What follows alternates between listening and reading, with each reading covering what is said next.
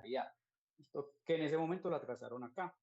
Pero si usted ve, mire que usted puede tener 16 heces con alta similaridad, pero que no se corresponden, ¿no?, a el concepto oficial de especie en bacterias. ¿Eso qué quiere decir?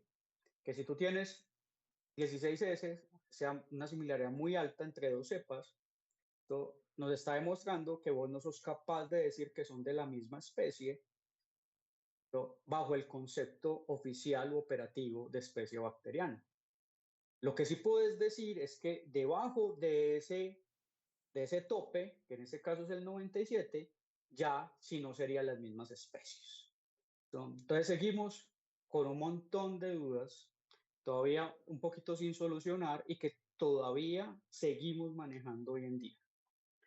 ¿Tienen alguna pregunta con esta explicación?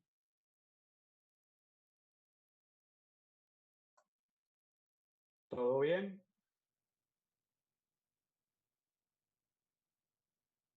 Bueno, si tienen alguna pregunta me la pueden hacer también después. Años después, entonces, ya esto es un poquito más moderno, se compararon más cepas, como ustedes ven, cada puntico es una comparación. Se hizo entonces el mismo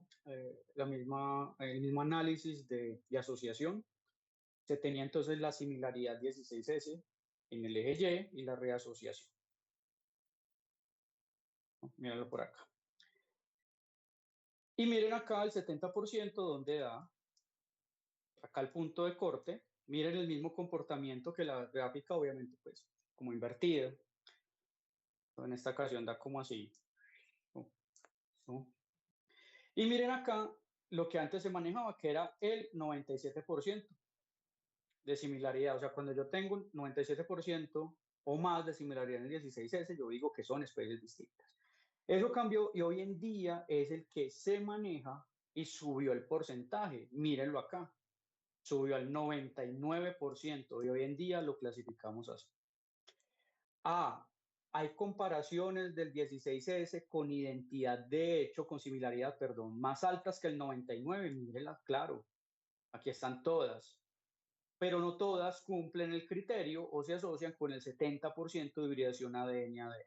Todavía hay una disparidad entre los dos conceptos, pero lo seguimos utilizando porque si no sería bastante difícil y se desorganizaría de cierta manera todo lo que hemos hecho en cuestión de sistemática bacteriana, por lo menos. De los grupos de microbios, pues, obviamente más importantes que existen y de mayor diversidad, ¿cierto? Ya lo habíamos visto en el árbol de la vida. Hoy lo hacemos de esa manera cuando analizamos el 16S. Entonces tenemos esa problemática hoy en día. ¿Qué tienen que saber? Que así les dé un porcentaje muy alto en el 16S en algún momento que usted esté identificando bacterias. Tenga cuidado esto de afirmar totalmente que esa es la especie, ¿cierto? Realmente no lo sabemos. De todas formas hay que diagnosticar, ¿cierto?, un paciente. Lo que sí sabemos es que porcentajes por debajo de ese ya no estamos hablando de la misma, ¿no?, por lo que les acabo de mostrar, por esa evidencia. El otro concepto importante es el concepto filogenético de especie. De hecho, casi que todos los microorganismos asumen este concepto para decir que eso es una especie. Y eso es muy sencillo, es entonces que por eso hacemos tantos árboles cuando queremos clasificar, hacemos sistemática, y si nosotros logramos entonces diagnosticar el grupo monofilético, ¿cierto?, más pequeño, o sea, más próximo a las terminales, ese es entonces una posible especie y así lo podemos hacer. Lo hemos venido haciendo así, por eso es que se nos desorganiza tanto. Entonces decimos, no, es que este grupo es monofilético, pero después nos damos cuenta si utilizamos otros marcadores o si analizamos genomas completos o si analizamos su fisiología, que resultan siendo parafiléticos o polifiléticos. Entonces no resolvemos la filogenia y nos toca inventar nosotros taxas. Eso es lo que hemos venido haciendo durante toda la vida los microbiólogos, especialmente obviamente los que se dedican a la taxonomía. Ahora, miren esto, entonces es un grupo monofilético el más cercano que se pueda diagnosticar. Entonces, los conceptos de monofilia, parafilia, polifilia ya los vimos, ¿no? Entonces, por ejemplo, un grupo monofilético podría ser este. Su ancestro común entre todos ellos está por acá. Otro grupo monofilético, habría que ver porque las distancias entre las ramas son muy largas, ¿cierto? ya yo puedo diagnosticar este o que fueran estos aparte.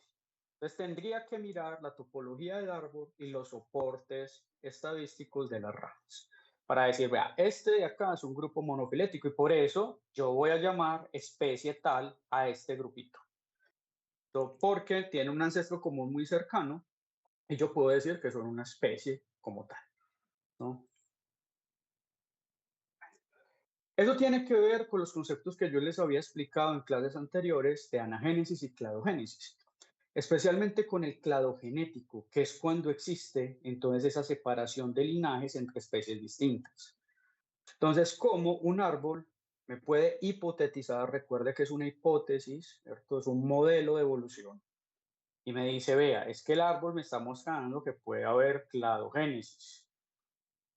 Y cuando yo sospecho eso y me voy hacia atrás y encuentro ese ancestro común más cercano, si soy capaz de diagnosticarlo, yo puedo decir que esa es una especie en el concepto filogenético. La anagénesis, recuerde que se va dando en la línea evolutiva, pero significa entonces extinciones de todas esas variables, o sea, no hay especiación como tal. Simplemente se generan variantes, se van muriendo durante toda esa línea evolutiva o ese linaje. Y la cladogénesis es cuando ya se dividen y se especian. Esto, especiación significa evolución. La anagénesis y la cladogénesis entonces es importante, especialmente pues para clasificar, para darme cuenta de eventos evolutivos a partir del tiempo. Y está totalmente ligada estos dos conceptos a los de ecología que ya van a empezar a ver con el profe Julián, que son los conceptos básicos. Esto que vimos de estas clases apenas es para intentar entender ecología. ¿No? La van a entender mucho mejor después de haber visto estos principios de evolución. Cuando hablemos de individuos, poblaciones, comunidades y ecosistemas, la forma en que se organizan entonces las especies en el ambiente y qué es lo que hacen, si hablamos después de nicho, ¿no? Unas palabras pues muy coloquiales. Los eventos anagenéticos y cladogenéticos definen la forma de organización que tienen las especies. Entonces ahí están involucrados. Ese es el concepto monofilético, todo filogenético, son prácticamente sinónimos, que casi todos utilizan en taxonomía o sistemática microbiana, con los que se casan casi todos. Y si trabajas bacterias, pues puedes ir al concepto oficial, y si trabajas organismos con reproducción sexual, puedes ir al concepto biológico. Entonces miren que hay muchos, depende, yo aplico a lo que necesite. Y de los 27 conceptos aproximadamente, que estamos viendo apenas 3, este es el tercero. Se llama concepto ecológico de especie, en el cual entonces ya no tiene en cuenta su similaridad, esto en cualquier marcador, sino su ecología. Y aquí ecología la vamos a llamar esto, el estilo de vida que tiene, para colocarlo en palabras también muy coloquiales. Su estilo de vida es el concepto ecológico.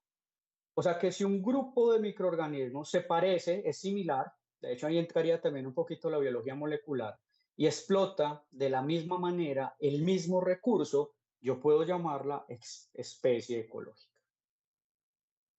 ¿no? A grandes rasgos. Eso que vemos en la diapositiva, muchachos, se llama paisajes adaptativos, esto de acá. Y es medir cómo se va comportando el fitness de una población. Miren en el eje Y, miren cómo la montañita va subiendo. De acuerdo entonces a cómo explota un recurso o cómo se comporta en interacción con otros microorganismos, como en el de abajo, ¿cierto? Entonces puede tener diferentes tipos de explotación de recursos que afecten el fitness. Recuerde que el fitness es la capacidad reproductiva y de esa manera yo me acerco un poquito más a su ecología. Ahora, especie, y me voy a referir netamente a bacterias, que es donde más se utiliza el concepto de especie a nivel microbiano, de especie ecológica. Ese concepto se conoce como ecovar o ecotipo, así se denomina. Entonces, para definir una especie, generalmente se hablan de dos tipos de factores que intervienen. El primero se llama factor de cohesión, es lo que se hace que se cohesionen y por eso sean una especie. Por ejemplo, en nuestro caso, ¿cierto? La cohesión es la barrera reproductiva en sí. Y que nuestra descendencia ¿cierto? La que tengamos también pues sea fértil. Eso en eucariotas, que solamente tengan reproducción sexual propiamente dicha. Pero ¿qué pasa entonces en, en las que no tienen reproducción sexual, sino netamente asexual? Y son varios los microorganismos que la tienen así. Pero solamente me voy a referir a bacterias. ¿Listo? El factor de cohesión acá, ya se los voy a explicar, no sería la barrera reproductiva porque no las hay. Sería la selección natural periódica la que hace que se cohesionen las especies. Se los voy a explicar en una gráfica en 2 diapositivas. Y tienen otro factor, que es el que ven abajo en la diapositiva, que son las mutaciones, es otra divergencia. Entonces, tiene divergencia y tiene cohesión. Divergencia es muy claro, hay mutaciones y eso genera muchas variantes. Pero, ¿qué hace que sean la misma especie? O sea, que se puedan reproducir entre ellas, eso cuando es reproducción sexual, pero cuando no, ¿qué es? Entonces, la teoría nos lleva a pensar que es la misma selección natural periódica, que ya sabemos que es selección natural, ¿cierto? Expresión diferencial del fitness, ¿cierto? Ambientalmente contingente y heredable, que llega y hace que se cohesione. Hay una serie de evidencia, pues, más que todo en procariotes, bastante amplia, acerca del concepto ecológico de especie, que se ha empezado a pasar a otros tipos de microorganismos.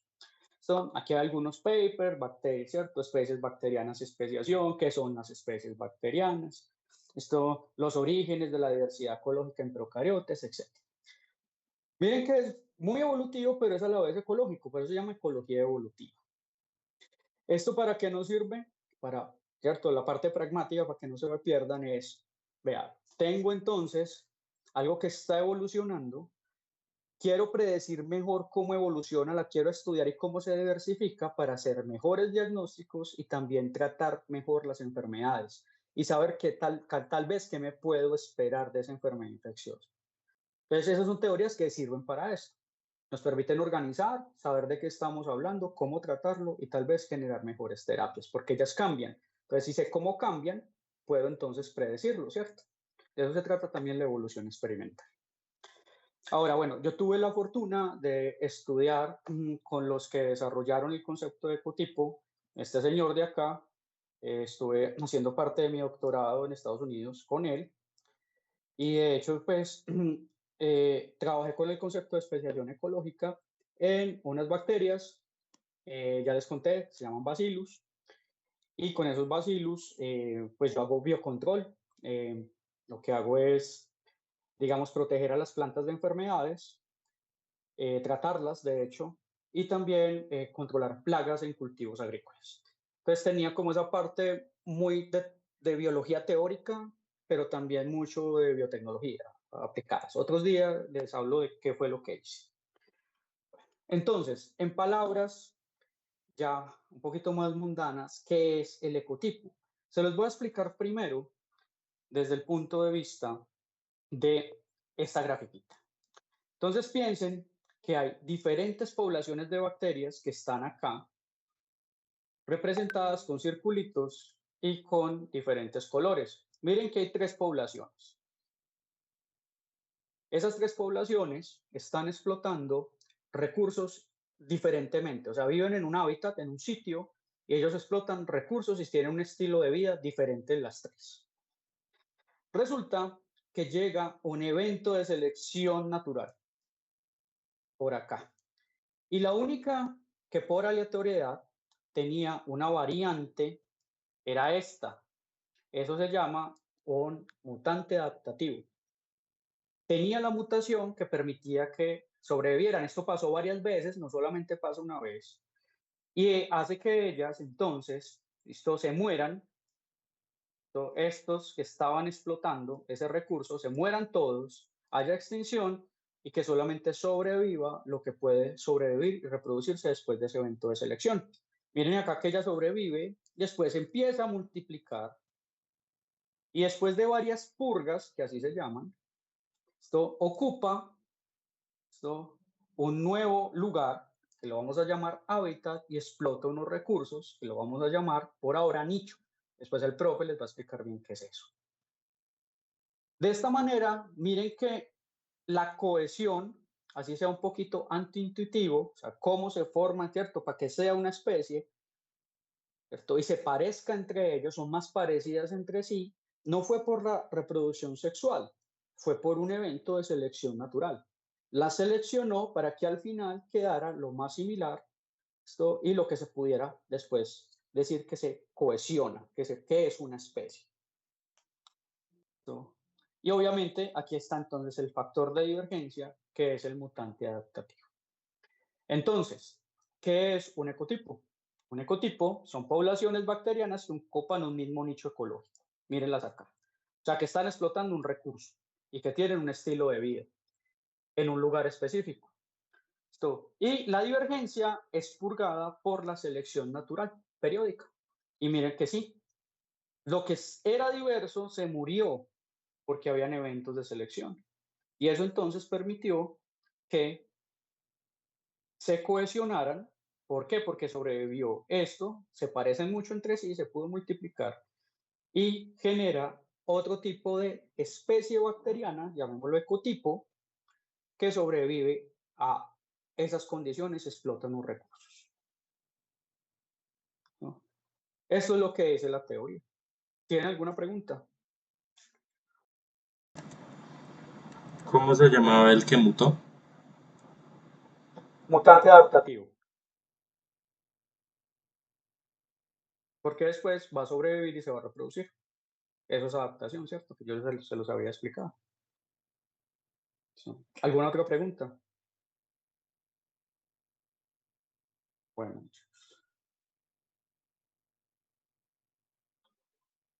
Y por respeto al profe, que ya se va a conectar, ¿no?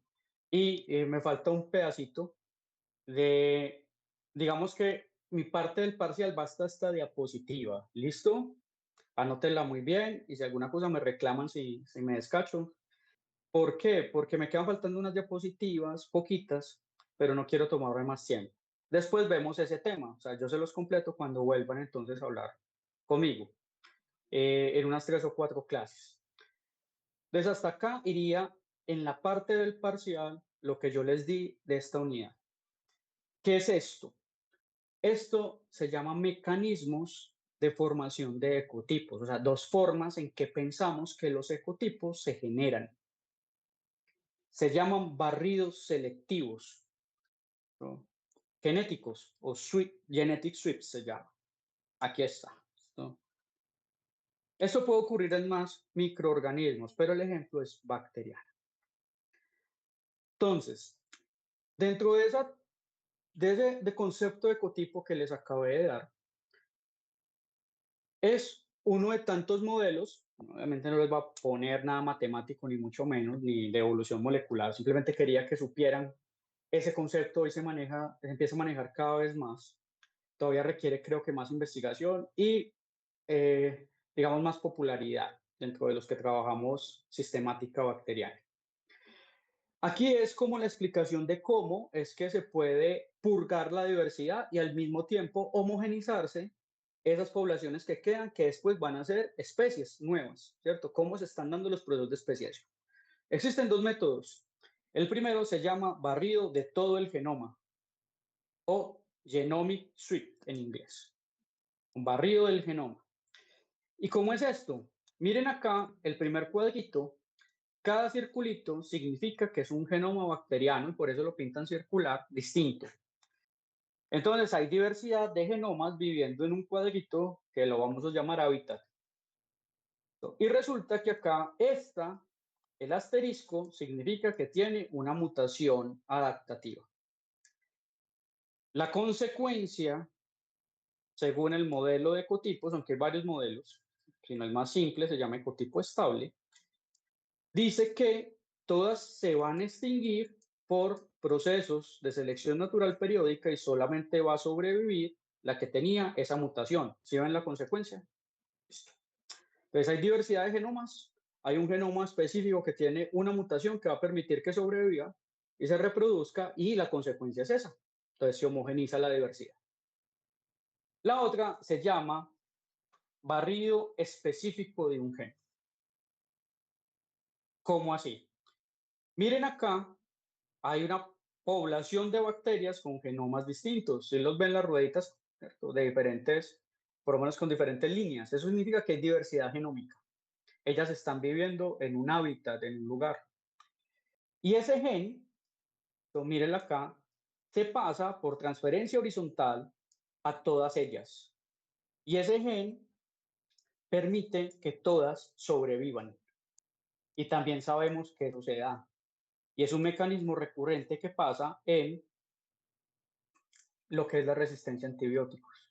Eso se llama barrido específico de un gen. Entonces, pueden ocurrir una, puede ocurrir la otra. Hay gente que defiende más la primera, otros que defienden más la segunda. Pero al final yo creo que ocurren las dos, dependiendo obviamente de la bacteria de la que yo esté hablando y de dónde está viviendo, ¿cierto? Y de cómo es su evolución. Y con esto, ahora sí, ya 3 minuticos para terminar y ya le digo al profe Julián que empiece. Vamos a mirar entonces este último cuadro, el E, mírenlo acá. Entonces, voy a tener 3 poblaciones distintas de bacterias. Población 1, que está en este color azul, un poquito más amarillo, verde, bueno, no sé, me disculpa mi daltonismo, y esta que es rojo. Listo, 3 poblaciones y dentro de ellas hay heterogeneidad, también genómica, ¿cierto? No todos los genomas se parecen, que van mutando. Miren que la primera población en la azul hay entonces una mutación adaptativa. Si pasamos a la consecuencia, que ya es la figura F, miren que acá se homogeneizó la diversidad. Prácticamente eso podría ser un proceso de especiación. Esta especie sobrevive y es la que queda. Selección natural periódica quedó explotando un recurso. Y miren que acá esta le pasó ese gen adaptativo a otra población muy diferente. Recuerden que ahí hay mucha promiscuidad entre bacterias. Este de acá, que recibió el gen adaptativo, vuelve y otra vez, esto se homogeniza dentro de la población, esto B, y miren que la consecuencia es que queda toda igualita, ¿cierto? Muy parecida.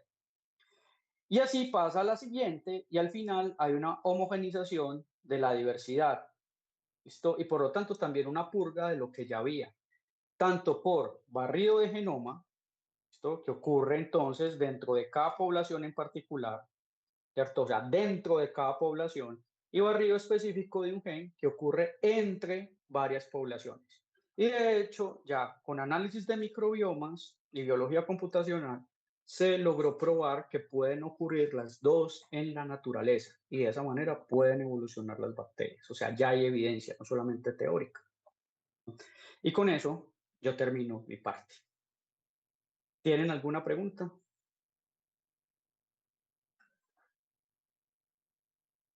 ¿Todo bien?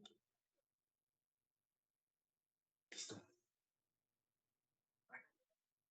Pues entonces, no sé si el profe Julián, no lo he visto, ya le voy a avisar que se... Espero que estén bien. Me dicen si están viendo la pantalla. Sí, profe. Listo, perfecto. Bueno, de nuevo pues buenas tardes. Hoy pues ya esta parte conmigo, digamos continuando lo que el profe ahí pues estaba dando. Es una parte pues como de conceptos, otra parte ahorita en un ratico o ya sería el martes, entraríamos con cuestiones de ciclos biogeoquímicos. Seguramente para algunos de ustedes algunos de estos detalles los podrán haber visto, creo que hasta de pronto cuando estaban en el colegio, la escuela, pero es importante tenerlo como base, pues, para varios de los temas que vamos a ir desarrollando, que, como les decía, de pronto en algún momento algunos, creo que fue en el primer laboratorio, es importante tener la base y el fundamento para ir avanzando, pues, en los temas y que se van dando, van a ir dando cuenta que es, digamos que, de importancia, pues, para nosotros tenerla presente. Entonces,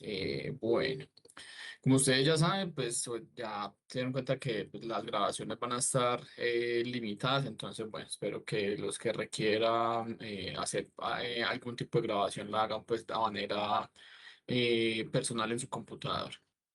Bueno, empezando con con esto, entonces empezamos con la primera diapositiva, si me pasara, hoy no me pasa, yo veo aquí.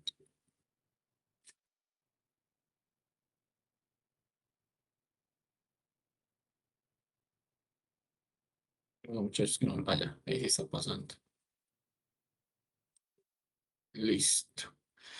Bueno, dentro de estos conceptos en ecología microbiana, pues digamos que probablemente ustedes, algunos de ellos ya los hayan visto de alguna u otra manera en algún otro curso, ¿cierto? Que son conceptos de hecho de mucha base inicial que de pronto ya habrán visto también en microbiología general o en microbiología uno, no sé cómo la están viendo en ese momento. ¿Ustedes la dan como micro general o micro uno? Micro general, profe. Listo. Sí, es que me confundí era porque antes creo que llamaba era micro 1 y después había micro 2, si no estoy mal, pero bueno. Bueno, dentro de esos conceptos, pues uno de los más, digamos que básicos es este concepto de población, ¿cierto? Que básicamente estaríamos hablando de un conjunto de individuos y que todos ellos pertenecen a una misma especie. Es un concepto, digamos que básico. Cuando hablamos de otro concepto, que también es importante, que es el concepto de gremio, prácticamente son agrupación de poblaciones, ¿cierto? Que lo particular entre ellos es que van a utilizar esos mismos recursos. Esto, digamos que a manera, pues, como de símil, no sé, de comparativa, es como nosotros en la universidad, ¿cierto?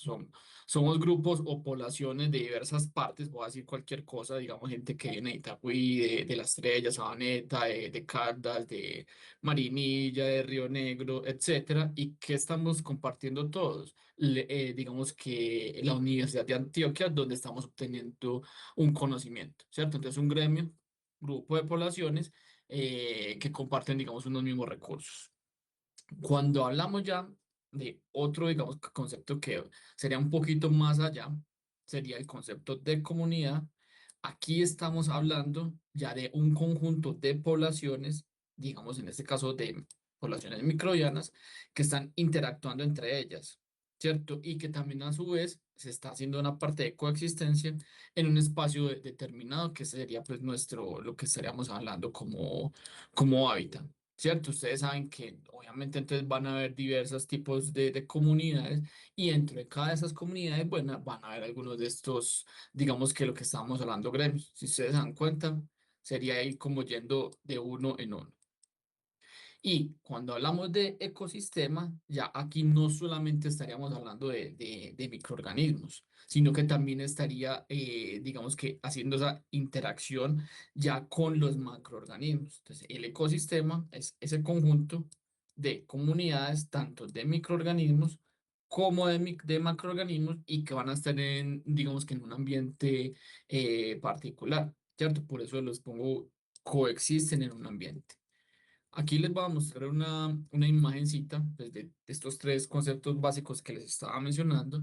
El de población, pues ustedes ven, un individuo se empieza a dividir y me genera una población. Entonces, por eso hablamos de que pertenecen a una misma especie.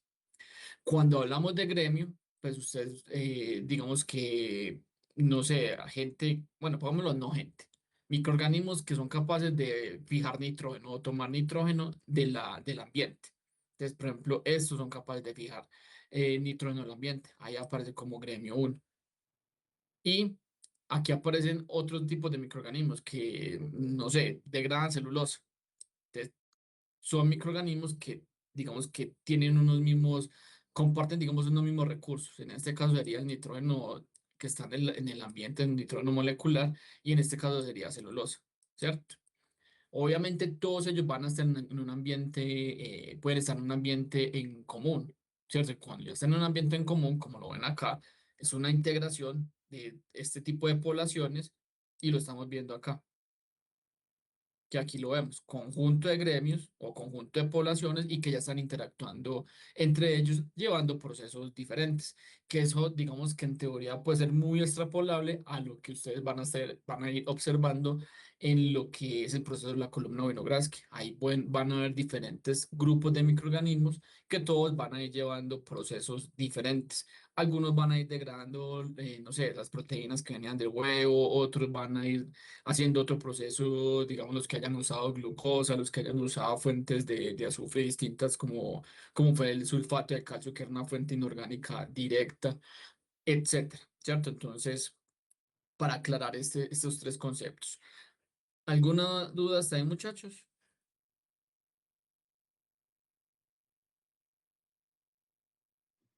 No, profe, todo claro. Claro, listo. Ahora, vienen otros dos conceptos que son también bastante importantes y que creo yo son fundamentales para lo que nosotros vamos a ver de ahora en adelante, que es el concepto de riqueza de especies y de abundancia de especies. ¿Ya lo habían escuchado antes o es nuevo para ustedes?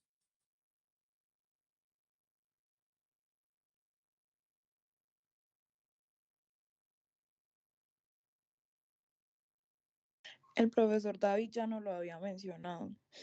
Ok, entonces digamos que ya había ahí les dio un primer enlace sobre estos dos conceptos y se los digo de nuevo es porque se van a dar cuenta que en muchas partes y en muchos de los temas que vamos a ir tocando dentro de la materia siempre van a estar involucrados y ustedes se van a dar cuenta que cuando estén por ahí estudiando, leyendo algún documento, algún artículo, van a aparecer estos conceptos y que muchas veces pasan por alto y no son lo mismo el uno y el otro.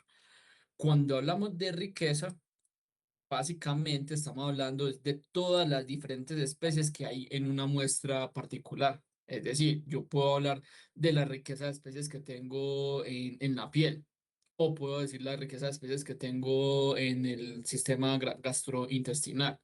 Cada uno de esos ambientes va a tener una X cantidad de especies diferentes. Ahora, cuando hablamos de abundancia, es, digamos que en este caso, la proporción que hay de cada uno de ellos. Es decir, yo puedo tener una X proporción de bacilos, que es un género de microorganismos popular pues en cualquier ambiente. O puedo tener una cantidad de o proporción de E. coli, por decirlo así, o de Santomonas o de Klebsiella, que son bacterias, en este caso, que son asociadas a la parte intestinal, pues básicamente. Teniendo en cuenta esto, y si ustedes miran esta imagen, donde está una parte B y una parte C, ¿cuál dirían? Ustedes viendo solamente así, obviamente de pronto ahí leyendo le encontrarán la descripción, dirían que digamos que se corresponde más a lo uno y lo otro. Esta imagen, ¿a cuál se correspondería más? ¿A riqueza de especies o esta a riqueza de especies o abundancia o abundancia? ¿Cuál dirían ustedes que se asociaría más a lo uno o a lo otro? ¿O dónde hay mayor riqueza de especies? Le cambié la pregunta para que quedemos un poquito más claro. ¿Dónde hay mayor riqueza de especies? ¿En la B o en la C?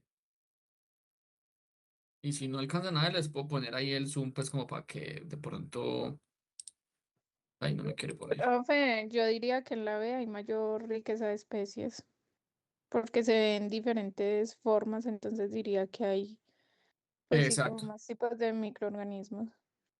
Ahí está muy claro. Yo creo que pues, es probable que la mayoría no hayan cogido el tema, ¿cierto? Entonces, en el lado B, o sea, en la imagen B, hay mayor riqueza de especies, ¿cierto? Mientras que en el lado C hay muy poquitas especies, es prácticamente una sola la que hay ahí. Pero, ¿cuál es la diferencia de lo uno y lo otro? Miramos en términos de riqueza, ya lo tenemos claro. En términos de abundancia, ¿dónde hay mayor abundancia de lo uno y de lo otro?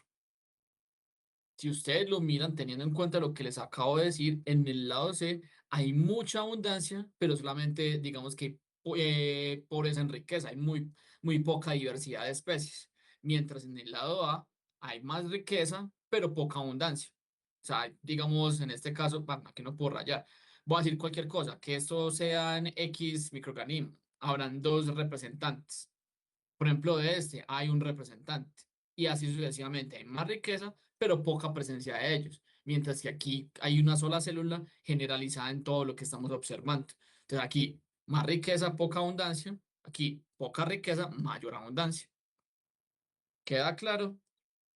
O repito alguna cosa de esto sobre estas dos imágenes, teniendo en cuenta pues, los conceptos de riqueza y abundancia.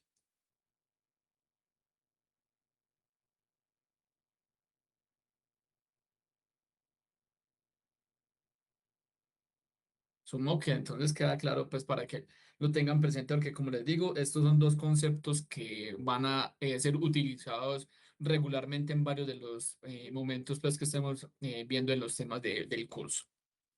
Bueno, hay digamos que una particularidad. Esa riqueza y esa abundancia van a tener una dependencia. ¿Y de qué va a depender de que sea lo uno o lo otro? Va a depender directamente es de la parte nutricional, es decir, de los recursos y también de las condiciones de crecimiento, ¿cierto? Nosotros generalmente, cualquier organismo vivo en el planeta va a depender de la parte nutricional, donde generalmente podemos estar hablando de algo que luego volveremos a tocar, que son los macronutrientes. Aquí que es más difícil copiar con el mouse, macronutrientes como cuáles, como el carbono, como el nitrógeno, como el fósforo, como el azufre, como el magnesio. De hecho, por aquí aparece la letrica en inglés y aquí hay varios de ellos. Y también vamos a depender, y los microorganismos obviamente no están exentos a ello, de los micronutrientes. Realmente cuando hablamos en términos de macro y micro es porque generalmente los macros son componentes de mayor cantidad en el cuerpo. Y en el caso de los micronutrientes es porque requerimos más poquitos, pero no significa que no sean importantes. Es decir, la falta de uno lleva directamente a la deficiencia o poca, digamos, prosperidad de algún tipo de microorganismo. Seguramente ustedes se van a dar cuenta si en algún momento van a estar en algún laboratorio haciendo alguna investigación y les toque hacer un medio de cultivo, digamos que preparándolo con las diferentes sales que uno tiene o que requiere para que su crecimiento sea óptimo. Que hay momentos en los que usted dice, bueno, tengo que agregar, voy a decir cualquier cosa, 2 partes por millón de una fuente de sulfato de manganeso. Eso termina siendo una cosita muy pequeña que si usted no la agrega, particularmente no le va a crecer lo que usted requiera que crezca. Y si usted está detrás de microorganismos que son más exigentes, es importante entonces tenerlas. Y como les decía, esto de los nutrientes directamente me va a afectar esto que estamos viendo acá, riqueza y abundancia. ¿Cierto? ¿Por qué? Porque va a haber una dependencia, obviamente, para poder crecer de lo que hay en el ambiente para consumir. Ahora, otra cosa bastante importante es que nosotros también tenemos que tener presente unas condiciones, ¿cierto? Condiciones básicas que seguramente ustedes ya han visto cuando vieron microbiología general, que uno, digamos, tiene en un principio y que básicamente uno, entre comillas, puede controlar en el laboratorio. En el ambiente, obviamente, depende de las, digamos que lo que pase de manera aleatoria. En el laboratorio, sí, ¿alguien va a decir algo? Le activo por ahí el micrófono, pero bueno.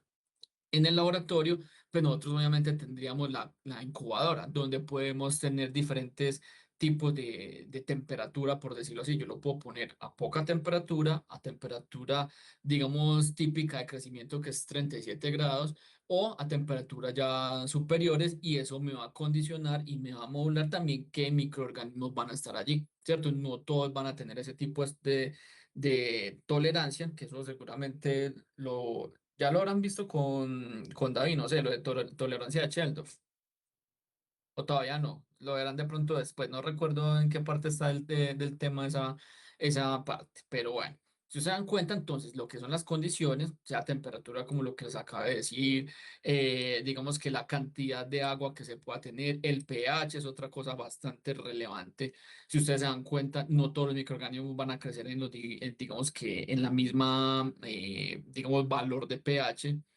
Seguramente ustedes ya les habrán dicho, y aquí se las pregunto, los hongos, ¿dónde les gusta más crecer? ¿pH ácido, pH neutro, pH básico? ¿Se acuerdan de eso? ¿O no se los han comentado todavía?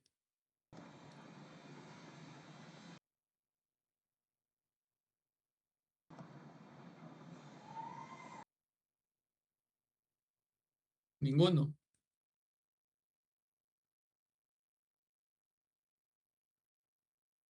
¿Qué se les ocurre?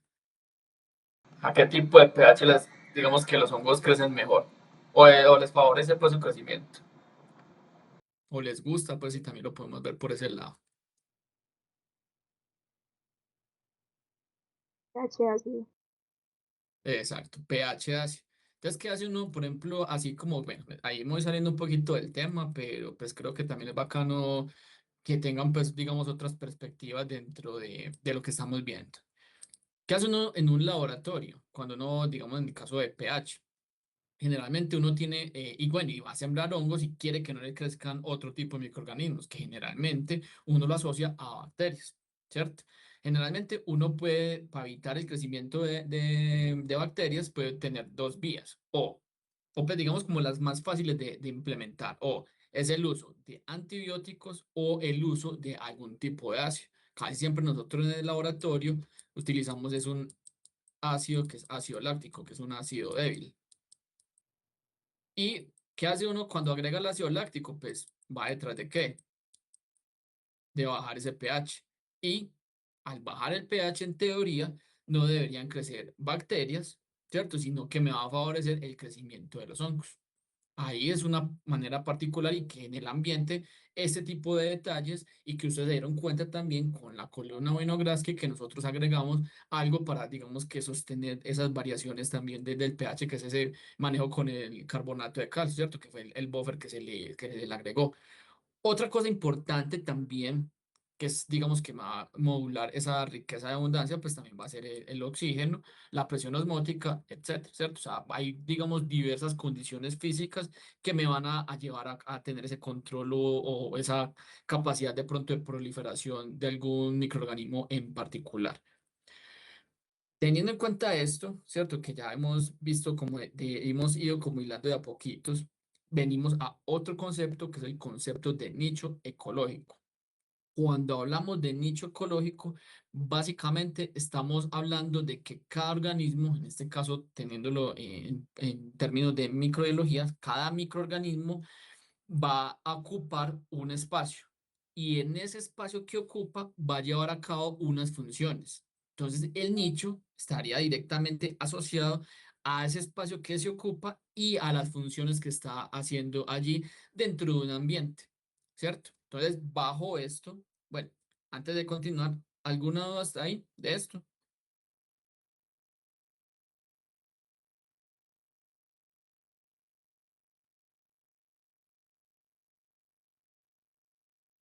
Bueno, parece que no. Continúo, están muy tímidos. Bueno. Digamos que hay dos diferencias en lo que es nicho. Va a haber un nicho que se llama el nicho principal, que es donde cualquier microorganismo o organismo es más exitoso. Y hay un nicho que es el nicho fundamental, que va básicamente como a ese rango de tolerancia, ¿cierto? O sea, es como, digamos, la capacidad de poder existir en diferentes tipos de condiciones, ¿cierto? Ustedes saben que, voy a decir cualquier cosa, microorganismo mesófilo es el que crece a una temperatura particular, ¿cierto? Pero también va a tener un rango donde puede todavía seguir creciendo, tal vez de pronto no a la manera como debería ser cuando es más exitoso, pero tiene la posibilidad de seguir creciendo. Entonces, ese rango de condiciones sería eso que estaríamos hablando como ese nicho fundamental, ¿cierto? Ahí queda claro. Y hay una particularidad en los nichos, es que también se pueden generar otro tipo de condición, que es lo que nosotros llamamos microambiente. ¿Qué es un microambiente? Básicamente son esas condiciones que se pueden dar particulares en un lugar específico dentro de un nicho. Y cómo, digamos, lo puedo también mirar o ejemplificar para nosotros tener un poquito de claridad al respecto. Sería, por ejemplo, como la Universidad de Antioquia, ¿cierto? El nicho de nosotros es la universidad donde vamos a recibir conocimiento, compartimos, etcétera. Pero dentro de la universidad hay algunos sitios, algunos ambientes que tienen condiciones particulares. Les voy a decir por decirlo así, los auditorios del bloque 3 cuando un día está caliente. Cuando un día está caliente, eso ahí es un infierno, es supremamente caliente, uno se siente que es bastante sofocante estar dentro de esos salones. Mientras que usted cuando está por allá en el bloque 4 en el bloque 5 en la biblioteca, ya no va a tener ese tipo de particularidad. Ahí se está dando una condición, en este caso, por el calor del ambiente, que se va concentrando en ese sitio y que puede cambiar rápidamente. Claro, cuando va llegando la noche ya va siendo distinto y se va poniendo, digamos, más a una temperatura más cómoda, por decirlo así, ¿cierto? Entonces, digamos que son esas condiciones que se pueden ir generando en algunos sitios particulares y lo está ejemplificando pues como con la universidad, pero obviamente uno lo puede extrapolar a otro tipo pues de ejemplos. ¿Qué vemos aquí en esta imagencita con respecto pues a la parte de nicho, ¿cierto? O sea, y que va asociado a lo que les acabo de mencionar en el concepto del lugar y, digamos, la función que desempeña. Ustedes ven aquí estos tres pajaritos, ¿cierto? Cada uno de ellos tienen, digamos, ocupan un lugar de vida. Generalmente, entonces, por ejemplo, estos están en la parte superior del arbolito, estos están en la parte media y el último en la parte inferior. Están ocupando una función, ¿cierto? Y allí es donde siempre van a estar y se van a alimentar. Entonces, ocupan un espacio y ocupan una función también, ¿cierto? Viven en la parte, digamos, en esta parte superior y es ahí donde van a hacer todas sus funciones de vida, ¿cierto? En este caso, alimentación. Lo mismo en este caso con la parte media, con este otro pajarito y por último con este tercero. Ahí se da, digamos, una ejemplificación de esa parte de lo que es el nicho. Ahora, van a aparecer otros conceptos que son también, digamos, que de pronto van a escuchar en algún momento por ahí en la carrera, que son los conceptos digamos que de selección R y K, que se utilizan tanto en ecología microbiana y que también se pueden, como les decía, extrapolar a otros tipos de áreas dentro de lo que es la microbiología. Cuando hablamos de esos conceptos de R y K, básicamente estaríamos hablando es que cualquier organismo de la Tierra generalmente se organiza o digamos que se hace su máximo esfuerzo, todo asociado a mejorar su fitness. Y ese fitness lo podemos asociar directamente a la supervivencia. ¿Y cuál es la particularidad? Que esas agrupaciones se dan de dos maneras, o en sitios donde hay pocos organismos, que en este caso lo podemos asociar a los que toman digamos, la parte por selección R, o donde hay muchos de ellos, que sería directamente lo que es selección K. Que es importante aquí también para tener claro, ¿cierto? Fitness no es realmente lo que nosotros siempre asociamos de fitness, que es ir al gimnasio y volverse pues muy viga, o la muchacha puede ser muy bonita y tener mero cuerpazo, o el man es así mero cuajo, pues, ¿cierto? No, esta palabra fitness directamente, como lo mencionaba, va asociado a esto, ¿cierto? Y lo veríamos reflejado en términos ya más de ecología, es a la capacidad o digamos que yo puedo tener de propagar mis genes dentro de la población, ¿cierto? Entonces, por eso lo menciona acá como la proporción de genes que quedan en el acervo genético de la población. Es cuánto de lo que yo tengo es capaz de seguir, digamos que manteniéndose en la medida pues, de que se vaya reproduciendo pues, la especie. Bueno. Teniendo en cuenta eso, y aquí ustedes ven esta imagencita que se les acuerda, la del cuadrito azul,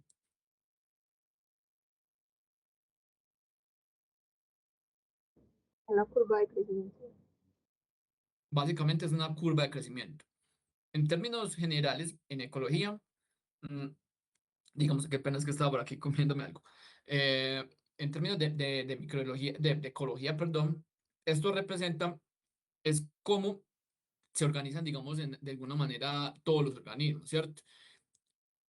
Cuando hablamos de lo que es selección R o término R, estaríamos hablando de que todos los que están ahí van a estar en una tasa máxima de crecimiento. ¿Por qué? Porque digamos que esos organismos van a tener muchos problemas para subsistencia, por depredación, porque se mueren por cualquier cambio de condiciones. Por eso se los mencionaba yo ahorita. Los de selección R están en espacios donde hay pocos organismos. Si ustedes se dan cuenta, ¿cuál es en este caso, pues de lo que nosotros vemos? Ustedes se dan cuenta que siempre están por montones, pero por más que usted mate, es muy difícil de eliminarlos. Siempre va a haber alguno que otro por ahí que sobrevive y que de pronto vemos nosotros en las casas. Voy a decir cualquier cosa, las hormigas o las cucarachas estas pequeñitas. Ustedes ven que uno mate y mate y eso sigue y sigue y sigue. Van a estar como digamos en esta parte de selección R, ¿cierto? Van a estar todo el tiempo con esa función de reproducción rápida, que de hecho aquí, ahí se me perdió el puntico. Aquí en esta, con esa línea roja que es la pendiente, me está demostrando que todo el tiempo deberían estar creciendo, pero como tienen esos problemas de que por cualquier cosa, o sea, van a morir, que porque se los comieron, porque los mataron, etcétera, todo el tiempo van a tener esa particularidad. Mientras que por el otro lado, el término K, que va más asociado a la capacidad de carga, que se asocia con esta línea verde, es más relacionado a que hay ciertos organismos que siempre van a estar en un entorno donde están cercanos a la capacidad de carga, ¿cierto? O sea, lo que puede más soportar el ambiente donde están. ¿Quiénes, digamos que, pues que ahorita lo vemos más adelantico, qué organismos en el mundo podemos tener, digamos, esa particularidad? Específicamente, pues estaríamos hablando de los humanos, puede ser como ejemplo. Nosotros generalmente estamos abarrotados en el máximo, digamos que capacidad de carga que puede estar, digamos, en un ambiente como tal. ¿Por qué? Pues porque, digamos, este tipo de seres que escogen este tipo de selección, que es la selección K, pueden tener más capacidad de supervivencia, mientras que los que van por la selección R, como les mencionaba ahorita, pues se van a morir más rápido. Y aquí ven una imagencita de la derecha, ahí se me perdió el puntico otra vez, ups, de la derecha, como digamos uno lo puede también ejemplificar. Esto es, digamos que la tasa de reproducción, en este caso de las ostras, se reproducen aproximadamente por 500 millones en un año. Claro, ¿por qué está pasando eso? Porque en este caso son de selección R. ¿Y qué pasa con todo, digamos, la mayoría de esos individuos que por alguna razón se mueren? Mientras que en el caso, pues, como es el ejemplo aquí, el chimpancé se reproduce cada, digamos que se tiene uno cada 5 años. ¿Por qué? Porque, digamos, hay más mantenimiento, más cuidado digamos que de cada uno de los individuos y por ende no se necesita estar en esa parte de reproducción pues todo el tiempo. Y adicionalmente, pues viéndolo como por un lado, digamos, diferente, por ejemplo, en el caso de lo que son los predadores, pues por ejemplo un puma, ¿cierto? O sea, si se reprodujeran a cantidades enormes, ¿qué va a pasar con los, digamos que el alimento? Pues se lo van a comer todo y se van a morir porque no hay alimento, ¿cierto? Entonces también va una cosa relacionada con la otra y que ahorita tocaremos un poquito más adelante, que eso tiene que ver con esa parte de esa cadena alimenticia. Ahora sí, entrando digamos que en cada una de ellas, cuando hablamos de esos que seleccionan por la estrategia R, generalmente entonces van a vivir en ambientes inestables, como se los acaba de decir, ¿cierto? Aquellos que pueden cambiar de alguna manera y llevar digamos que a problemas de muerte, pues particularmente. Ahí es donde esa capacidad que también se los había mencionado, importante para ellos es estar reproduciéndose todo el tiempo de manera exponencial. Y por eso era que se los mencionaba ahorita como con la curva de crecimiento típica pues, de lo que uno ve en microbiología, que es esta que vemos en el cuadrito azul. Bueno, ¿qué es particular acá? Es que a ningún individuo se le va a cuidar, ¿cierto? Entonces hay una inversión pobre en cada uno de ellos. Prácticamente se reproduce a tres manos y cada uno mira a ver cómo sobrevive. Básicamente es algo como es, ¿cierto? No se cuida con ninguno. Por eso, lo importante y la estrategia de supervivencia para este tipo de especies que se dan por este tipo de estrategia es inundar el sitio donde están, ¿cierto? ¿Para qué? Para que, digamos, si pasa alguna cosa, se lo comieron o se murieron, pues por lo menos la especie siga sobreviviendo. Aquí están viendo ustedes, de hecho, en esta imagencita del cuadrito de la derecha, donde los que están por estrategia R, un crecimiento acelerado, hubo algún tipo de cambio en las condiciones o hubo un predador o algo. ¿Y qué pasó con la población? Que ahí mismo la tiró para el suelo. Quedaron algunos que otros y otra vez vuelve y repite. Y así sucesivamente. Todo el tiempo estaría, digamos, haciéndose pues como este tipo de proyección en términos de esa especie como tal. ¿Alguno hasta ahí, muchachos?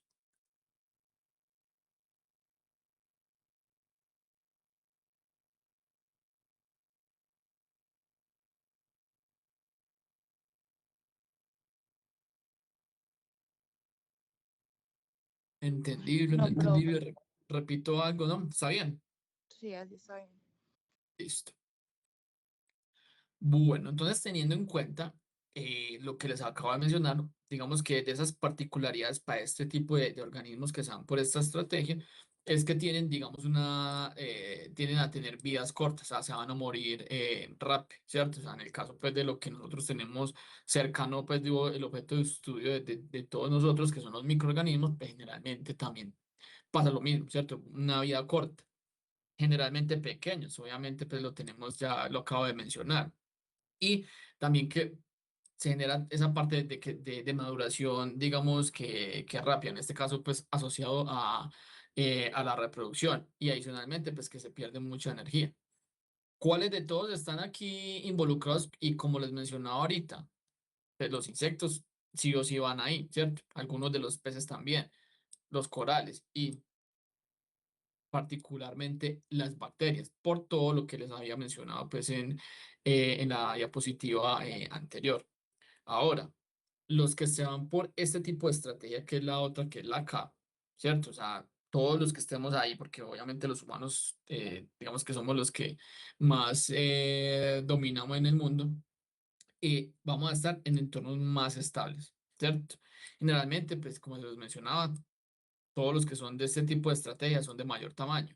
Y adicionalmente, pues van a tener, digamos, más duración de vida.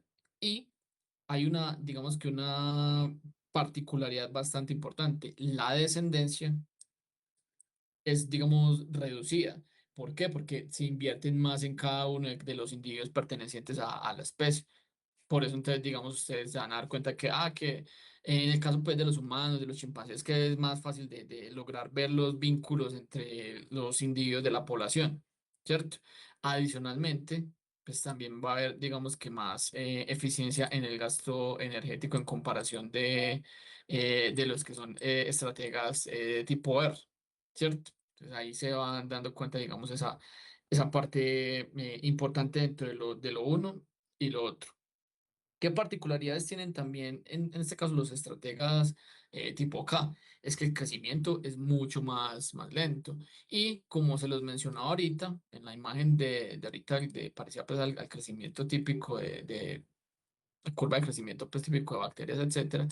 Ahí se me perdió el puntico, ¿dónde está? Por aquí están, digamos, cerca a esa capacidad de carga que está representada por esta línea negra que está aquí, que estoy subrayando, ¿cierto? Entonces, digamos que todo el tiempo se está llegando a ese límite donde ya no se puede soportar más individuos y que de hecho nosotros como humanos también estamos en ese límite.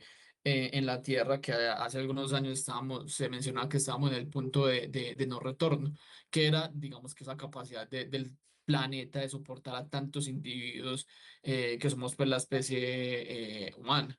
Y adicionalmente, pues digamos que, ¿cuál es la particularidad que tenemos nosotros como especie? Es que podemos tener mayor alta probabilidad de supervivencia con respecto a otros.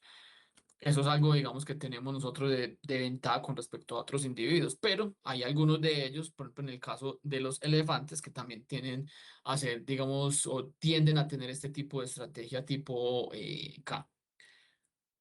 ¿Alguno de ustedes, muchachos? ¿Vamos bien?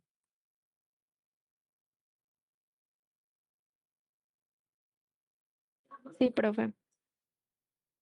Listo.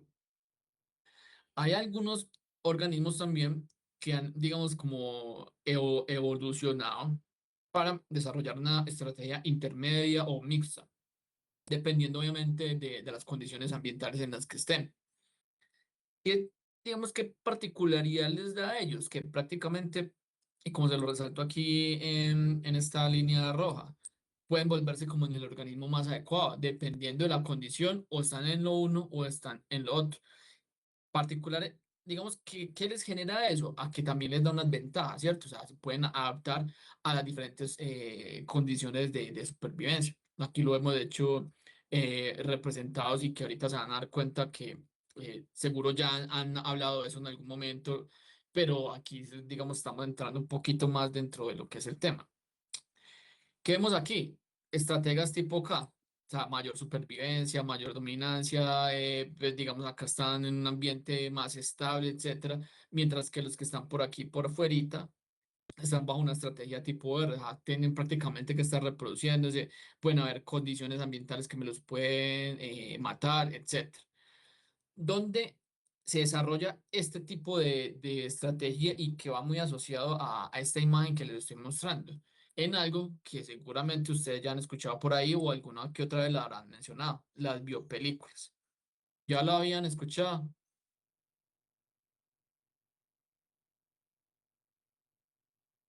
Sí, profe. ¿Qué pasa con las biopelículas que están en, digamos, como en esa parte de equilibrio y alternancia entre lo que es estrategia R y estrategia K? ¿Qué les da, digamos, que esa ventaja? Es que pueden sobrevivir a diferentes tipos de condiciones. Algunos de ellos van a estar fijos y adheridos en algún momento pues, del ambiente a donde lleguen y habrán otros que van a estar por ahí, así como lo ven aquí en el ambiente, pues libres, ¿cierto? O sea, que obviamente van a estar dispuestos a muchas cosas que los pueden atacar, pero ahí es donde está la estrategia donde algunos entonces logran establecerse, generar, digamos, como una especie de nueva colonización de un espacio y se va generando, digamos, luego la liberación donde van a ir llegando a sitios nuevos. ¿Qué les da esa particularidad y, digamos, ventaja? Si ustedes ven acá, tenemos unas células libres, ¿cierto? Que están, digamos, que intentando ir a colonizar otro ambiente. Llegaron a ese ambiente donde se pueden establecer. ¿Qué se empieza a producir según lo que estamos viendo acá? Una estructura o una matriz de exopolisacáridos. Y esa matriz de exopolisacáridos, ¿qué ventaja les va a dar con respecto digamos, como a la muerte y a que otros los coman? Es que los va a proteger, ¿cierto? Les da, digamos, esa resistencia frente a condiciones que pueden ser ambientales o acciones que puedan generar, digamos, su eliminación por otros organismos. Entonces, aquí es donde empiezan a aparecer, digamos, bueno, y aquí se las pregunto. Si ustedes ven aquí la imagen, ¿cuáles serían estrategas tipo R y cuáles serían estrategas tipo K? Ya se los dije ahorita y se los pregunto para si lo cogieron.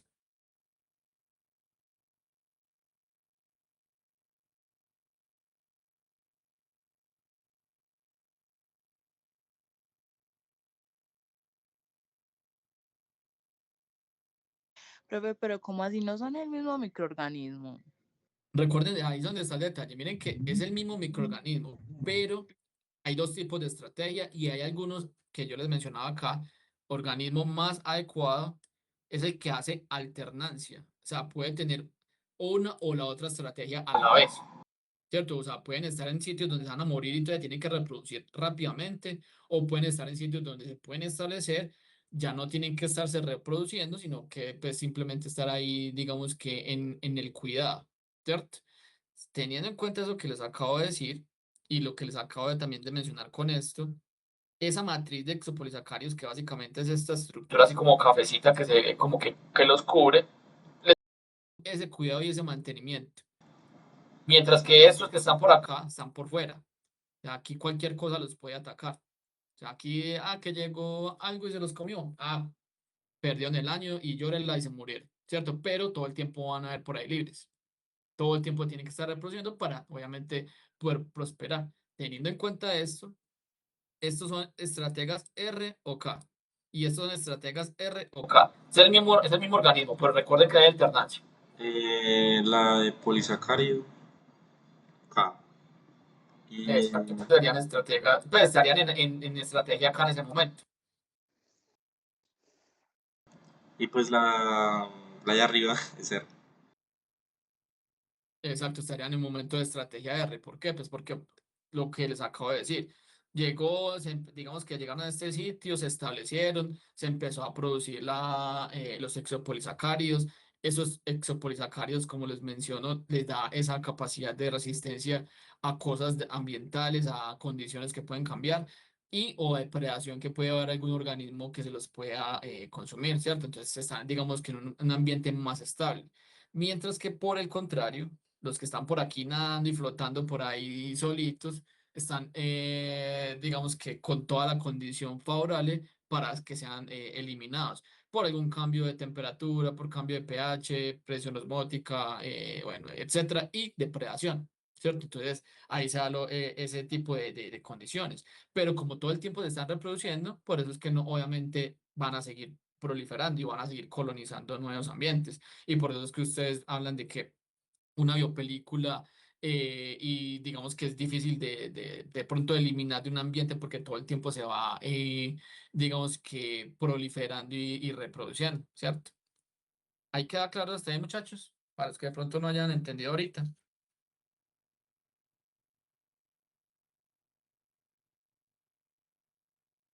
Sí, profe. Listo. Ahora, aparece otro concepto que se llama la hipótesis de la reina roja. Como les menciono, todo esto es, digamos que van una cosita detrás de la otra y ahí es donde empiezan como esos conceptos básicos de ecología. Cuando hablamos de la hipótesis de la reina roja, se refiere a que todos los, digamos que los organismos que tengan algún tipo de interacción van a estar en coevolución, como les menciono aquí, perpetuo, ¿cierto? ¿Por qué? Porque van a haber ciertas cosas y condiciones a que, voy a decir cualquier cosa. Yo soy un organismo, un animalito, pues X, que aparece otro y que digamos que se aprovecha de mí. De alguna otra manera, yo puedo tener algún cambio, ¿cierto? Un cambio que sea evolutivo. De hecho, aquí se lo resalto pues con el subrayado. ¿Qué hace o a qué obliga si yo, digamos, cambio a la otra especie? Si él me está atacando y se aprovecha de mí, si yo cambio, él ya no me va a poder atacar. ¿Qué va a pasar con otra especie que también va a estar obligado, se está, digamos que, bueno, sí, pongámoslo en, se está viendo obligada a también a cambiar para poder volverme a atacar? Entonces, por eso hablamos de esa coevolución perpetua entre los organismos, donde esos, digamos que esas condiciones, esos cambios que pueden estar haciéndose en la primera especie, van a influenciar la segunda especie, como se los acaba de mencionar. Y a su vez, cuando la segunda especie vuelve y cambie, me va a volver a influenciar la primera especie para seguir cambiando. ¿Por qué? Pues porque obviamente todos estamos detrás de poder evolucionar y perpetuar la especie, ¿cierto? Entonces, por eso se hablan de esos cambios, digamos que de manera perpetua, ¿cierto? Entonces, por ejemplo, aquí vemos un ejemplo básico pues, de este tipo de conceptos. Por ejemplo, en el caso de los conejos, son comidos por los zorros, ¿cierto? Ah, que una manera de evolucionar de los conejos, ¿cuál puede ser? Aumentar la velocidad. Entonces, si aumentan la velocidad, pues el zorrito no va a ser capaz de comérselo. ¿Y qué va a llevar a eso? Que algunos de ellos, de los zorros, se van a morir, pero por alguna, digamos que cambio evolutivo, aparecerá algún zorrito por ahí que aumentó su velocidad y volvió y se pudo alimentar de los conejos. Y esto va a pasar no solamente con velocidad, puede ser por cambio de pelaje. Ah, que está en un ambiente y el conejo se volvió café y ya el zorro no lo puede ver. Por alguna mutación que pueda aparecer, aparecerá un zorrito que logre ver al conejo café y otra vuelve el ciclo. Por eso se habla entonces de un ciclo prácticamente de predación y presa todo el tiempo, donde se está dando esa evolución continua. Esto, digamos que esa hipótesis sale obviamente del cuento de quién, de Alicia en el País de las Maravillas, ¿cierto? Donde se menciona esta frase: para quedarte donde estás, tienes que correr lo más rápido que puedas. Si quieres ir a otro sitio, deberás correr por lo menos 2 veces más rápido. ¿A qué se refiere eso? A que si yo quiero, obviamente, poder subsistir, pues necesito estar cambiando. Porque si yo, por lo contrario, me quedo quieto, ¿qué va a pasar con mi especie? Digamos que voy a sufrir digamos que de extinción, básicamente. Entonces, esto viene digamos, como esa idea viene de este cuento de Alicia en el País de las Maravillas.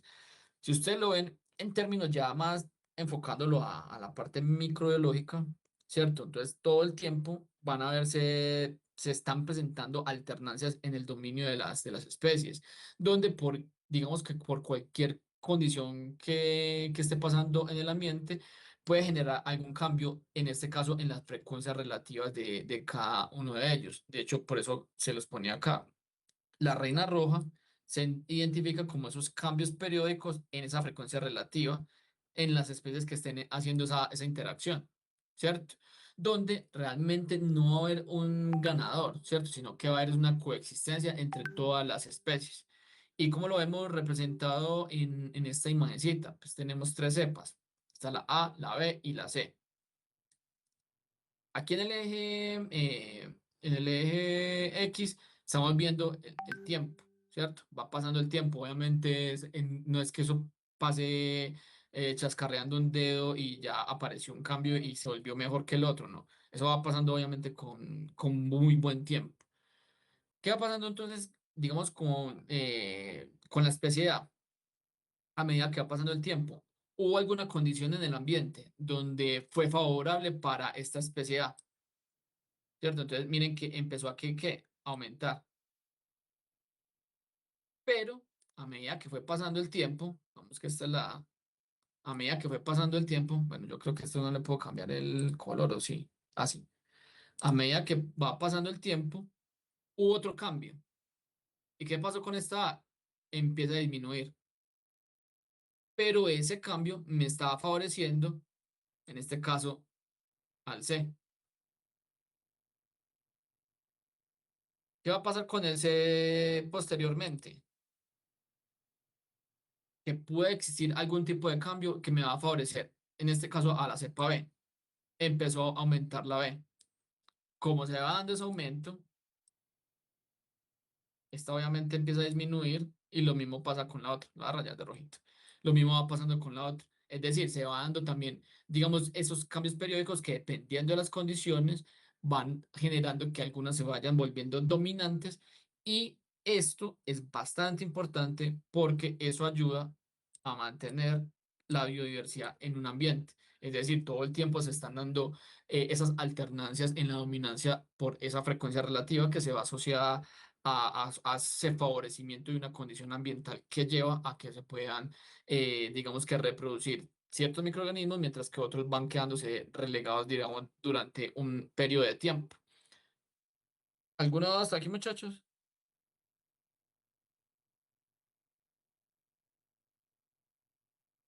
¿Vamos bien? Sí, profe. Listo. Teniendo en cuenta todo esto que ya les había puesto como de preámbulo, pues toca, digamos, como enlazar algo que seguro ya ustedes, como les decía, habrán visto desde que estaban en la escuelita, que es lo de la cadena alimenticia. En un principio, sabemos que, digamos que la cadena alimenticia empieza con algunos microorganismos particulares, ¿cierto? ¿Cuáles? En este caso, pues algas, cianobacterias, que digamos que tienen una función principal, que prácticamente es comportarse como esos esos productores primarios. ¿Qué es lo que llevan esos productores primarios? Que pueden, digamos que ayudar a ese ciclaje, digamos, o ese no ciclaje, es traslocamiento de algunos de los nutrientes que le van a favorecer a otros que son posteriores dentro de la cadena. ¿Cuáles son los procesos importantes entonces dentro de lo que es la cadena alimenticia? En un principio está la fotosíntesis, que todos sabemos que pues, la fotosíntesis básicamente es, digamos que, una forma en la que también se hace una eliminación del ambiente del dióxido de carbono, ¿cierto? Es tomado por esos productores primarios que en presencia de la luz y en presencia de agua se producen, entonces, digamos que energía y oxígeno, ¿cierto? Presente en este caso, pues pongámoslo en términos de la palabra concreta, que es glucosa, ¿cierto? O materia, en este caso materia orgánica, pues básicamente. ¿Vamos bien ahí? Ahora, después de la fotosíntesis, ¿cierto? O sea, como digamos que ese primer proceso de fotosíntesis que les acabo de mencionar. Entonces, digamos que podemos enlazarlo con los productores primarios, ¿cierto? Es que son esos mismos, obviamente, los que están haciendo ese proceso de fotosíntesis, se convierten directamente en aquellos que producen también, entonces, ¿quién? su propio alimento. Y por ende, pues se convierten entonces en estos que les acabo de mencionar, esos productores primarios. ¿Y por qué son relevantes e importantes? Porque esas son la base de la cadena alimenticia, así como lo ven acá.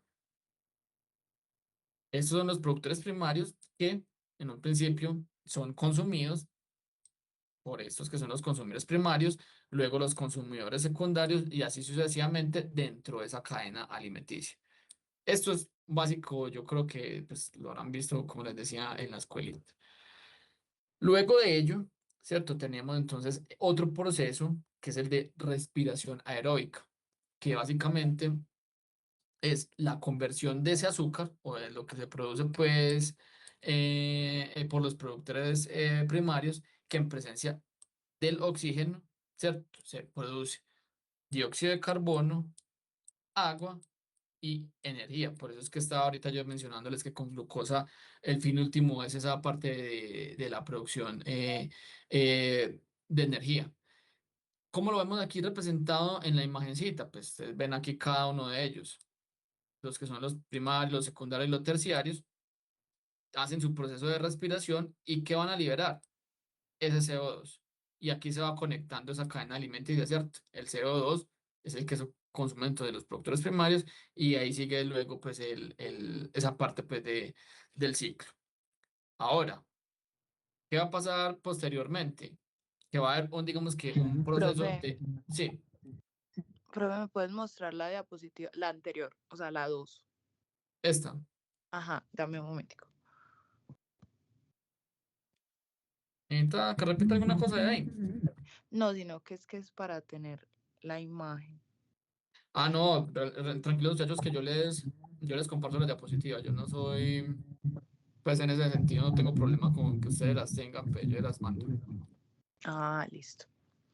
Ya, profe, gracias. Listo, con gusto.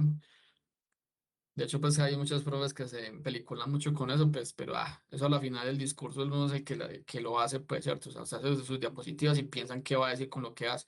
Cualquiera las puede coger, pero tendrá otra manera de decirlo. Pero bueno. Teniendo en cuenta esto que les acabo de mencionar, ¿cierto? Entonces va a haber obviamente un proceso de descomposición, que ¿quiénes son los llamados a hacer generalmente esos procesos? Los hongos, ahí se me perdió, los hongos y las bacterias, ¿cierto? Que ahí es donde entonces obtienen, digamos que su parte nutricional y energía. Si ustedes ven, digamos aquí, ¿cierto? Todos los organismos, desde los productores primarios hasta los consumidores, todos nos vamos a morir, ¿cierto? ¿Y qué va a pasar, digamos, con nuestros cuerpos? Pues que van a empezar a descomponerse, que eso es lo que estarían haciendo algunos de estos organismos, como les mencionaba ahorita, ¿cierto? Hongos y bacterias. ¿Y qué está pasando cuando, digamos que se está haciendo el proceso de descomposición? Que ahí se están liberando nuevamente. Ahí se me perdió el cosito. ¿Dónde está? Está que no, está por aquí. Se está liberando nuevamente nutrientes al ambiente, en este caso al suelo, que van a ser utilizados nuevamente por los consumidores primarios, perdón, por los productores primarios. Ahí se dan cuenta que se completa como ese ciclo entre lo que es la cadena alimenticia, ¿cierto? Todos dependemos de todo para poder subsistir y proliferar, ¿cierto? Entonces ahí digamos que aparece pues como toda esta asociación. Teniendo en cuenta esto que estamos viendo aquí con todo lo de la cadena alimenticia, esto se conecta directamente con lo que son los ciclos biogeoquímicos. Seguramente algunos de ellos pues también los habrán visto en el colegio pues o en la escuela, no recuerdo si esto en qué parte de la época escolar uno lo ve, pero aquí lo vamos a ir enfocando un poquitico a lo que es más microbiología pues básicamente. Ahora, ¿qué es digamos que un ciclo biogeoquímico? Pues básicamente un ciclo biogeoquímico son todas esas transformaciones que puede tener un elemento pues en la naturaleza y que eso se puede dar tanto por, digamos que vías biológicas como por vías químicas. En algunas ocasiones, esto significa, pues lo abrevié como, estos microorganismos, en algunas ocasiones, muchos de los microorganismos son los, digamos que influyen directamente en algunas de las reacciones, siendo de pronto los únicos que tienen capacidad de hacer algún tipo de transformación de algunos de esos elementos y que van a ser utilizados por algún otro organismo. Lo pongo aquí como ejemplo. En el caso pues de lo que pasa con las plantas. Algunos de los microorganismos son los que ayudan a la liberación de algunos nutrientes que son aprovechados por las plantas como tal. Todo esto entonces asociado a lo que les acabo de mencionar. Los ciclos biogeoquímicos van a tener tres fases. Una fase que es geoquímica, una biogeoquímica y una bioquímica. La primera es, digamos que una fase donde lo que es la materia está fluyendo por tres matrices o tres, digamos que tipos de ambientes, todos obviamente abióticos, que sería dentro de lo que es un ambiente de la atmósfera, en la litosfera y en la hidrosfera, ¿cierto? Todos son ambientes abióticos. Mientras, y por eso de hecho, se llama geoquímica, ¿cierto? Aquí no hay intervención de nada biológico.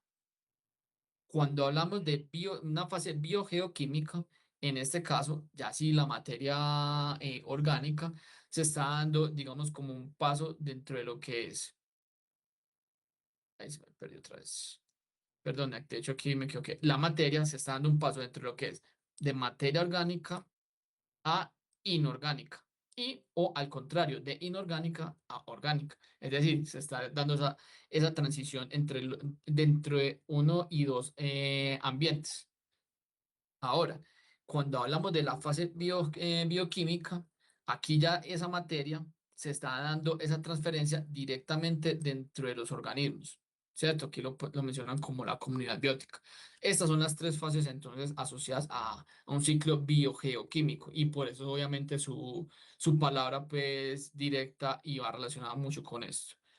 Nosotros tenemos muchos elementos, pues, en los cuales, digamos, que nosotros podemos estudiar, ¿cierto? Y en algunos de ellos, los microorganismos hacen parte de la base para el desarrollo de cada uno de sus elementos.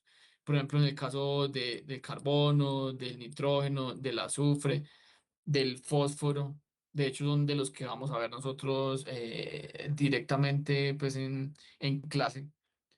Dependen directamente y pues, de manera pues consistente de la acción de los microorganismos, que son los que llevan a cabo algunos de estos procesos y se van a ir dando cuenta cuando vayamos avanzando pues en esta parte.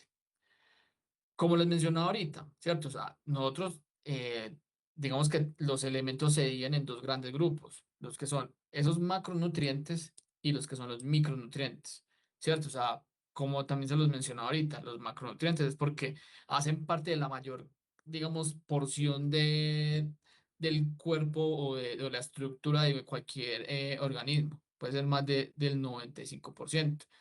Mientras que los micronutrientes o microelementos son aquellos que se requieren en pequeñas cantidades. Y aquí vuelvo y repito, no significa que necesitar poquito es, digamos que, perdón, o se los pongo como esto, o sea, significaría que si faltase uno de ellos, eso puede llevar a una deficiencia, que mal o bien, lleva obviamente a la muerte, ¿cierto? Por falta obviamente de algún nutriente y que cuando uno lo está haciendo en términos de microbiología, cuando les está haciendo, como se los mencionaba también ahorita, un medio de cultivo, uno tiene que tener la precaución de poder tener en cuenta qué tipo de elementos tiene que estar agregando para el crecimiento del microorganismo en cuestión que tenemos o que deseamos pues cultivar.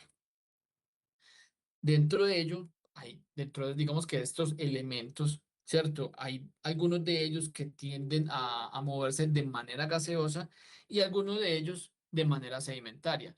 Esos elementos que son, digamos que tienen un ciclo gaseoso, básicamente pueden estar entre lo que es el oxígeno, el nitrógeno y el carbono.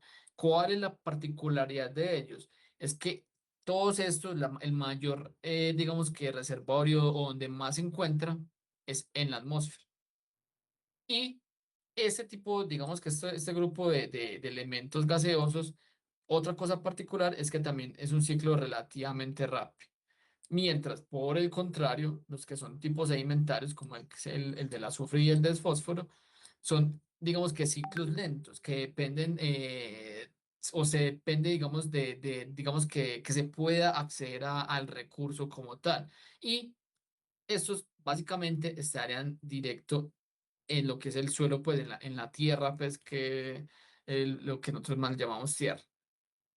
Ahora, vamos a empezar con algunos de estos ciclos, o sea, como se los mencionaba, ciclo del carbono, ciclo del nitrógeno, ciclo del fósforo y ciclo del azufre.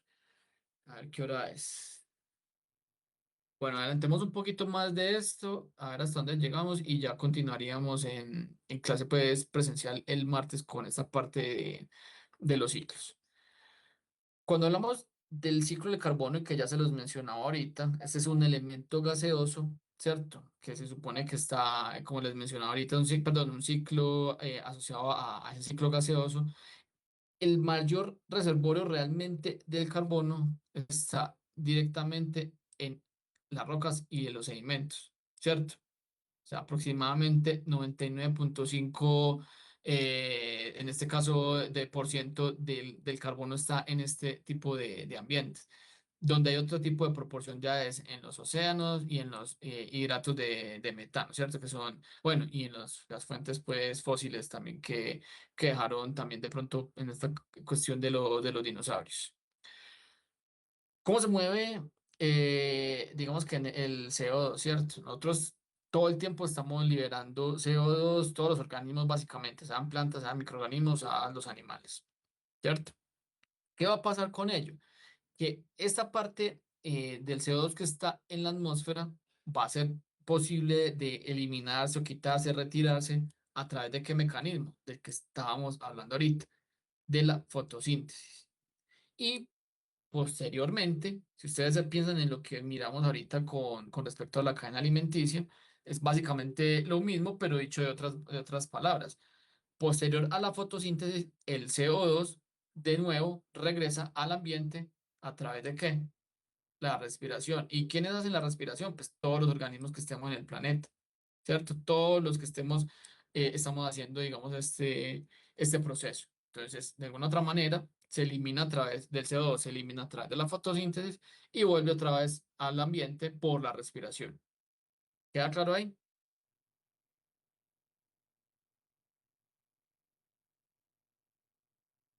Sí, Sí, profe, claro. Listo. Entonces, aquí están, digamos, tres de las reacciones, y esto sí más puntual para la parte microbiológica, que están asociadas al ciclo del carbono, que de hecho también ya se las acabo de mencionar, sería como volver a redundar un poco, pero todo esto es contexto obviamente para el entendimiento. Tenemos todas esas tres reacciones. Una es la autotrofía, es decir, aquellos que hacen eh, los que hacen su propio alimento, ¿cierto? ¿Que cuáles son? Los que hacen fotosíntesis, lo acabamos de mencionar, que a partir de ese CO2, de agua y energía, pues produce esa materia orgánica o esa, digamos, en este caso, como lo veíamos ahorita, que era la glucosa, y ese es, digamos, que es su producto. Aparece entonces el otro proceso, que es el de heterotrofía. ¿Cómo podría yo llamar también este proceso teniendo en cuenta lo que les acabo de mencionar ahorita? Aquí está, digamos, consumo de glucosa y presencia de oxígeno. Y se libera obviamente CO2 y agua. Respiración aeróbica. Ajá, este es básicamente el proceso de respiración, ¿cierto? Entonces, ya van dos procesos microbianos en los que intervienen, obviamente, pues, valga la redundancia, los microorganismos, autotrofía y heterotrofía. Hay otro proceso donde, digamos que es un poco más distinto, que es el proceso de la metanogénesis. ¿Cuál es por qué es distinto? Porque el proceso se da de manera anaeróbica, donde digamos que se elimina ese CO2 en presencia obviamente de hidrógeno y se produce en este caso pues también glucosa, un material pues orgánico, y el fundamento, digamos, lo importante ahí es la producción de metano, ¿cierto? Entonces ahí también harían parte dentro de lo que serían esos productores primarios, los que son capaces de llevar a cabo un proceso de metanogénesis. En la siguiente imagen les voy a mostrar el ciclo, pues, cómo se vería a grosso modo, ¿cierto? O sea, uno hay de impacto y de hecho, pues los otros ciclos, la imagen es un poquito más impactante. Voy a intentar explicarlas de una manera, pues, sencilla y básica. Si ustedes ven aquí, el ciclo del carbono, pues, va a estar en dos fases, por decirlo así. Una fase en aire o aeróbica y una fase sin oxígeno, ¿cierto? Una respiración, en este caso, pues, anaeróbica, donde lo primordial básicamente es la conversión del CO2 en compuestos orgánicos o en glucosa, si ustedes lo ven acá, tanto en la parte aeróbica como en la parte anaeróbica, ¿cierto? Ahí está. ¿Y cómo se devuelve otra vez? Pues de hecho, hagámoslo con la flechita. ¿Cómo se devuelve otra vez a CO2? Pero se los acaba de mencionar, por la respiración, ¿cierto? Se vuelve otra vez a través de ello, que aquí lo tenemos en el cuadrito de la derecha. Y lo mismo va a pasar en la parte anaeróbica. Esto. ¿Qué va a pasar también a su vez? Que ese CO2, ahí se me perdió el puntico, que ese CO2 puede ser tomado por algunos microorganismos que son microorganismos metanogénicos y van a tomar ese CO2 que en función del hidrógeno en un ambiente sin oxígeno me van a producir, digamos que ese metano, aparte obviamente de los compuestos pues orgánicos aquí relevantes. Básicamente, ese es el ciclo del carbono, viéndolo de una vista de microbiología, pues, en sí. ¿Alguna duda hasta ahí, muchachos? Muy difícil.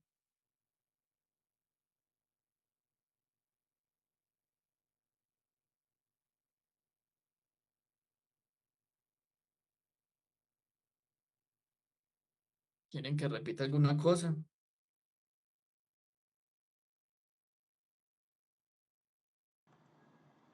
No, profe, todo muy bien. Listo.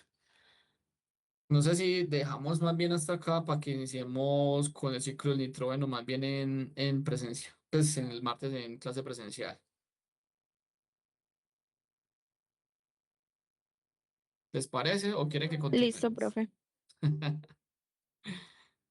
Sí, profe, no hay problema. Ya han de estar cansados, me imagino. No, listo, muchachos. Entonces, el martes nos veremos por allá en el laboratorio con el grupo 1 y posteriormente con el resto en clase. Así que les deseo que pasen un feliz fin de semana y bueno, muchas gracias por la atención. Listo, Gracias, profe, muchas profe. gracias. Gracias, Hasta profe. luego. Listo, Gracias. Hasta luego, chao. profe. Gracias, profe. Chao. Adiós, profe, hasta luego. Les vaya Hasta bien, luego, chao. profe, gracias.